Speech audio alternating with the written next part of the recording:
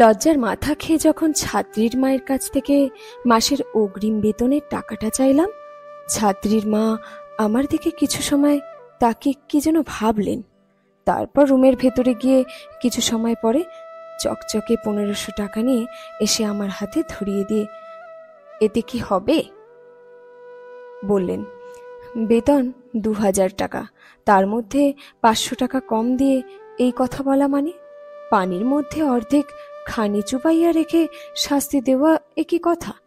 কিন্তু তবু আন্টির সামনে হাসি মুখ করে, জি আন্টি, চলে যাবে।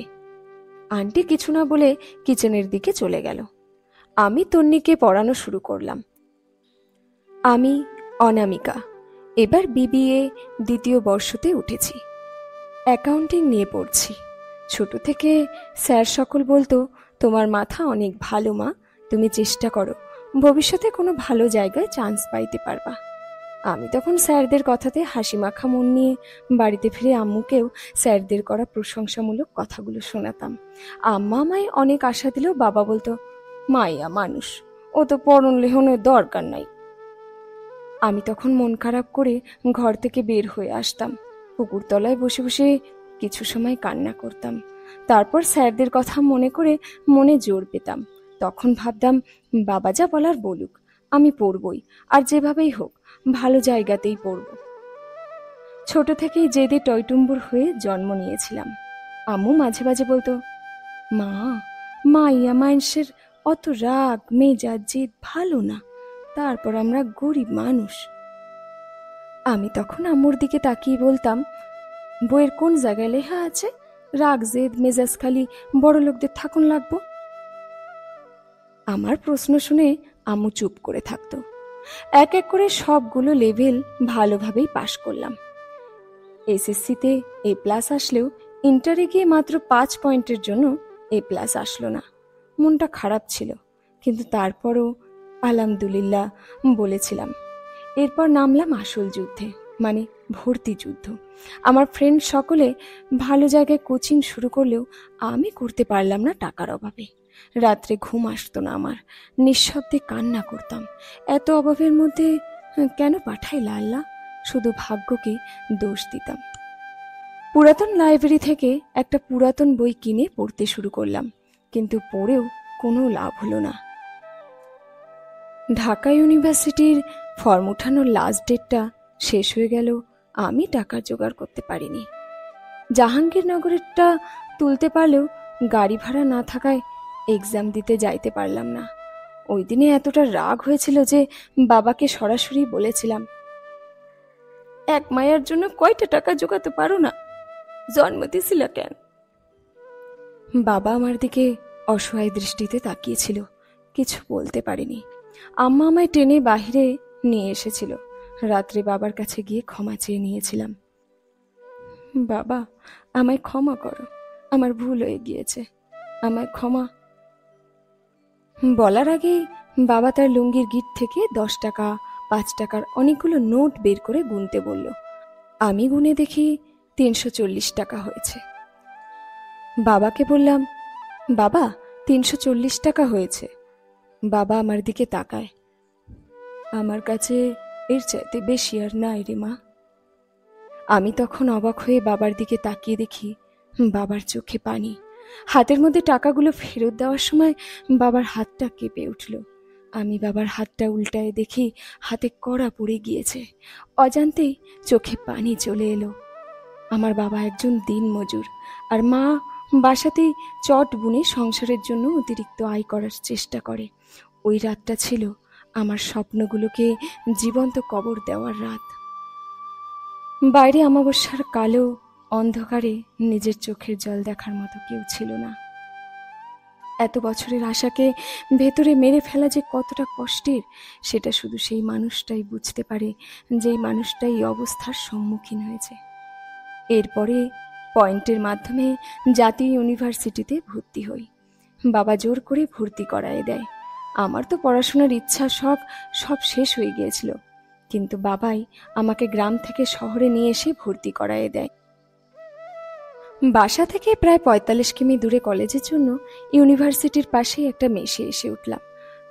মাসে বাবা টেনে টুনে 1,000 টাকা দিতে পারত।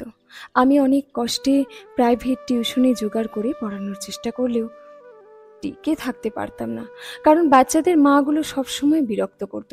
মনে হতো সে আমার টিচার, আমাকে বলে দিত এইটা পড়াও, ওইটা পড়াও, এইটা পড়াবা না, ওইটা পড়াবা না। একদিন বিরক্ত আর রাগে ছাত্রের মাকে বললাম, আন্টি, আপনি এত জানেন, এত পারেন, তো আমাকে রাখছেন কেন? তারপর আর ও বাড়িতে যায়নি। বর্তমানে যেই বাসায় টিউশনি করাই, এখানে সব ফ্যাসিলিটি পেলেও মাস শেষে বেতন দিতে তালবাহানা করে, আর 2,000 টাকার কিছুটা কম দিয়ে বলবে, চলবে এটা? আসলে এবার তোমার আঙ্কেলের একটু হাতের অবস্থা খারাপ আর কি। হাতের অবস্থা শুধু বেতন দেওয়ার সময় কি খারাপ হয় নাকি? গতকালকেও 3,000 টাকা দিয়ে শাড়ি কিনে এনে আমায় দেখিয়ে বলে যে, দেখো তো কেমন হয়েছে। এগুলো কিন্তু আমি মনে মনে বলতাম, বুঝি না নিজে কষ্ট করে টিউশনি করাই, নিজের মানসিক শ্রমের টাকাটা দিতেও ওনাদের এত তালবাহানা। ভিক্ষা তো আর নিচ্ছি না। একটা কথা ঠিকই বলতো আম্মু, বড়লোকরা স্বার্থপর হয়, নিজের বেলায় 16 আনা বুঝে আর অন্যের বেলায় সিকি আনাও বোঝে না। আজকে যে অগ্রিম টাকাটা নিলাম, এটার কারণ আছে। গতদিন বিকেলে আম্মা ফোন করে বলল, তোর বাবার শরীর খারাপ, ঔষধ কেনার টাকা নাই, কি করব আমি? এই জন্য আজ লজ্জা শরমের মাথা খেয়ে তন্নির মায়ের থেকে টাকাটা অগ্রিম নিয়ে নিলাম। তন্নিকে পড়ানো শেষ করে মেসের পাশের দোকানে গিয়ে বিকাশে 500 টাকা সেন্ড করলাম। আম্মুকে আগেই বলে রেখেছিলাম জলিল কাকার থেকে বিকাশ নাম্বারটা নিয়ে আমায় দিতে। আম্মু নাম্বারটা নিয়ে জলিল কাকার কাছেই ফোন ধরিয়ে দিয়েছিল। আমার কাছে বিকাশ নাম্বারটা জলিল কাকাই দিয়েছিল। ফোন করে আম্মাকে বলেছিলাম, আম্মা, বাবার অবস্থা কেমন হয় আমায় কিন্তু জানাবা। 1500 থেকে 500 টাকা তো শেষ হয়ে গেল, এখন বাঁচে 1,000 টাকা। মেস ভাড়াই 850 টাকা। যদি ভাড়াটা দিই তো সারা মাসটা চলবো কি করে? 3 বেড সিটের বিছানায় আমি থাকতাম মাঝ বেডে। আমার রুমমেট দুজন আধা রাত অবধি ফোনে কথা বলে ঘুমিয়ে পড়লে আমি আমার পড়া শুরু করতাম, তবে নিঃশব্দে, চোখ বুলিয়ে। মোমবাতির আলোতে অনেকটা কষ্ট করেই আমাকে পড়তে হতো, কারণ বড় লাইট জ্বালালে রুমমেট দুজন মিলে অনেক কথা শোনাতো। আমি কিছু বলতে পারতাম না জুনিয়রের জন্য। সেজন্য প্রতি রাতে আমার একটা করে মোমবাতি, মানে প্রতি রাতে আমার 5 টাকা যেত। আজ রাতে কেমন যেন লাগছে, মনটাতে কেমন যেন অস্থির লাগছে। বাবার কথা খুব বেশি মনে পড়ছে। কেমন আছে জানিও না, ফোন দিব, কিন্তু আমার তো ফোন নাই। আর জলিল চাচা যদি ঘুমিয়ে থাকে। সব চিন্তা বাদ দিয়ে পড়ার দিকে মনোযোগ দিলাম। উফ, না, ভাল লাগছে না, কেমন যেন চোখ না চাইতেও জল চলে আসছে। বাবার কথা এত মনে পড়ছে কেন? আর না পেরে রুমমেটকে জাগিয়ে তার ফোনটা থেকে কল দিতে বললে সে বলল, আমার ফোনে ব্যালেন্স নাই। অন্যজনকে জাগিয়ে তুললে সে বলল, আমার ফোন তো বন্ধ, চার্জ নাই। আমার তখন রাগ হয়ে যায়। কি কারণে রাগ হয় নিজেও জানি না, শুধু এটুকু জানি রাগ করে ওদের দুজনকে বলেছিলাম, সারা রাত অমানুষদের সাথে লুতুপুতু করে যাও, তখন টাকাও থাকবে, সাথে ফোন চার্জও। দুজন চুপ করে আমার দিকে তাকিয়েছিল। আমি রুম থেকে বেরিয়ে পাশের রুমে থাকা আমার ফ্রেন্ড তিশারে ডেকে তুলি। ওর ফোন থেকে কল দেই জলিল চাচার ফোনে, কিন্তু কেউ রিসিভ করে না। প্রায় সারা রাতে আমি কল দিতে থাকি আর কান্না করতে থাকি। তিশা আমায় চুপ করতে বললেও আমি থামতে পারি না। শেষ রাতের দিকে জলিল চাচা ফোন রিসিভ করলে, হ্যালো চাচা, বাবা কেমন আছে? ওপাশ থেকে চাচার কোনো কথা না পেয়ে আমি ভয় পেয়ে যাই। এবার জোরে চাচাকে ডাকলে চাচা বলে, মনু, তোর বাবা আর নাই রে। আমার কানে শুধু কথাটা বাজছিল।